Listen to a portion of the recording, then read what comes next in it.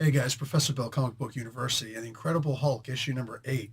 Now, technically, I had to go back and read issues 5, 6, and 7 also because I didn't review those because I didn't read those in time. Just things got busy, but I'm back. So, anyway, I'm going to give you a brief rundown of what happened in those. First, let's give you the heads up on who made this comic book. This is Spirits of Vengeance, Part 3. Philip Kennedy Johnson is the writer. Nick Klein did most of the art and colors on this.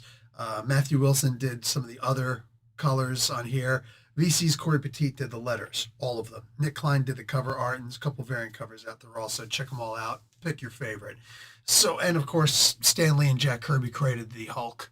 So, this was pretty good. So far, Hulk had to fight alongside of the Swamp Thing back in issue 5 to get to be able to defeat the monster, this big platform looking thing with feet, legs that had all these bodies on top, half of the bodies, right? And people that other people knew, and they start drawing them into the swamp, and then tentacles come out and grab the guy, and the people themselves become tentacles. It's really freaking weird, okay? The way I'm looking at this is it's kind of Cthulhian, but it's also kind of like the old Universal monsters in the sense that, oh, look, here are these horrors, here are these monsters that will not appear before you until you don't have any other place to run. Their presence alone scares you. And once you back yourself into corner, that's when they appear. And they still don't attack right away. They want to feed off of your fear. That's what they eat. That's what satiates them. And they need you to be even more terrified. Here they are. Now they move towards you deliberately, just a little bit. They wait. They see your fear elevate. They move forward just a little bit more. Just a little twitch of the head. Just a little something else to kind of freak you out a little bit. Like, oh my God. And just, can they make you have a heart attack and die on your own accord? Or do they actually have to get up there and rip your throat out with their teeth? I don't know. I don't know. I haven't been in that situation yet. I say yet, hoping that it never happens, ever. Because some of the stuff is actually really terrifying-ish. There's a reason why I read this stuff during the day. I'm just saying. We get all the way to a point, and the Nexus of Reality is in danger, and Swamp Thing can't defeat this thing on its own. It needs the help of the Hulk. Swamp Thing actually gets this claw right through its face, and it's like, whoa. It's kind of, okay, now I've got you in a jujitsu hold of sorts. Like, what the heck is going on? I love this. Oh my God. Johnson, man, I'm telling you, give this guy a certain level of creativity. Say no as an editor when you have to, but other than that, see where else he's going to go with something. He's created this Jeannie Dagal character, all right, who is apparently this big time whoop-de-doo thing.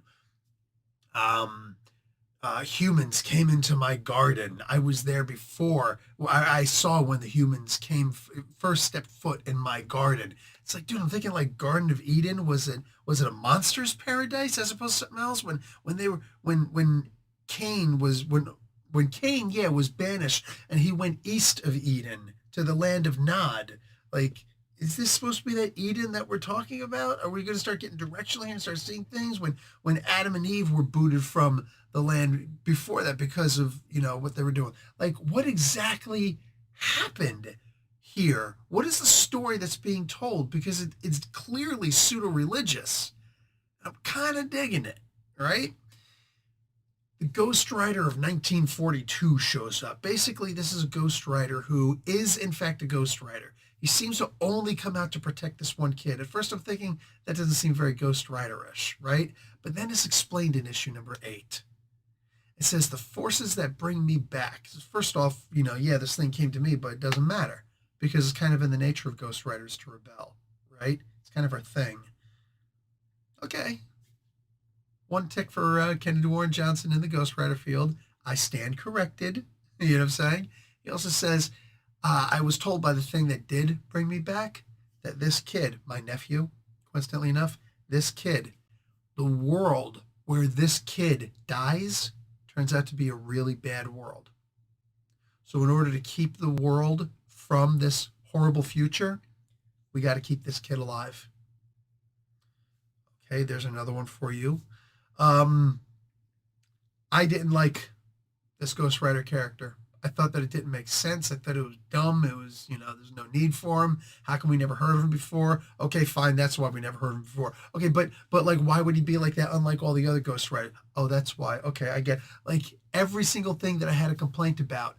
Eventually, after a few issues, it all worked itself out. That's a horrible precedent because now I'm not allowed to like anything in this comic book because if I do, I've still got to hold on to this comic book and wait to see how it gets worked out because I get the feeling that Daniel's going to wind up working it out at some point. Banner is banished to this land where jackals come after him and he's got to fight to survive. Who knows if it's like a Freddy Krueger dream where if you die in the dream, you die in real life. Would Hulk actually be rid of you if that were the case? Banner seems to believe it in some way. Hulk, you can't do this to me. Like, you start to actually feel bad for Banner. While at the same time, can you see Hulk's point of view on why it is that he would do something like this? Why he would act like a child, as it were. This abusive relationship is actually just masochism. I mean, that's really all it is, right? It's punishing, it's hurting yourself. Like, oh my God. I'm so digging where where Philip Kennedy Johnson is going with this. The art in this is fantastic. There was a I know his name and I can't remember it for some reason. Once I click end stream, I'm sure I'll remember his name.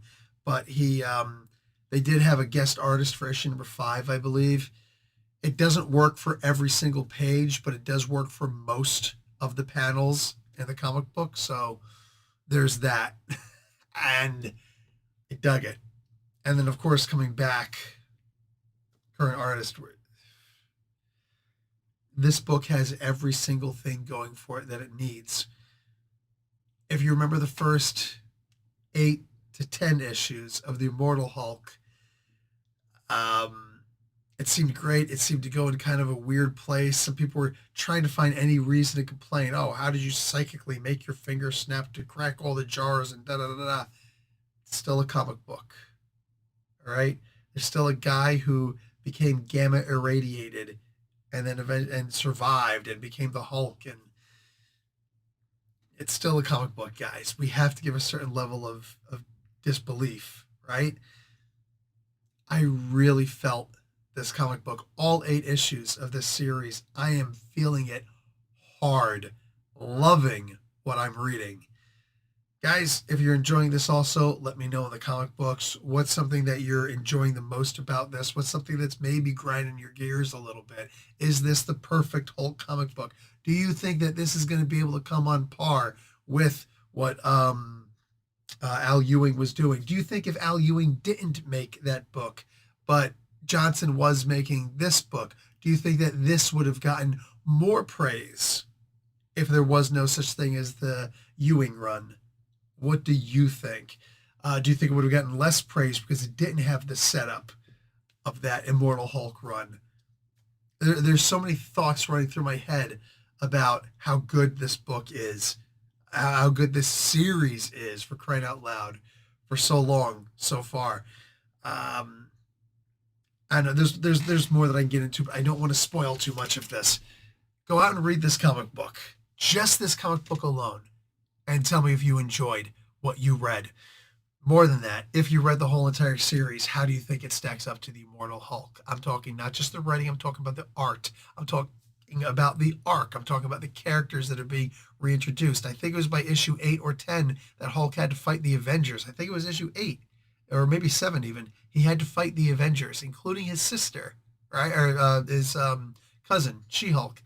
There was a lot going on, and there's still a lot going on here. Let me know what you guys think. I'll talk to you later. Hey, like the video, watch an ad. Professor Bill, Comic Book University. Class dismissed.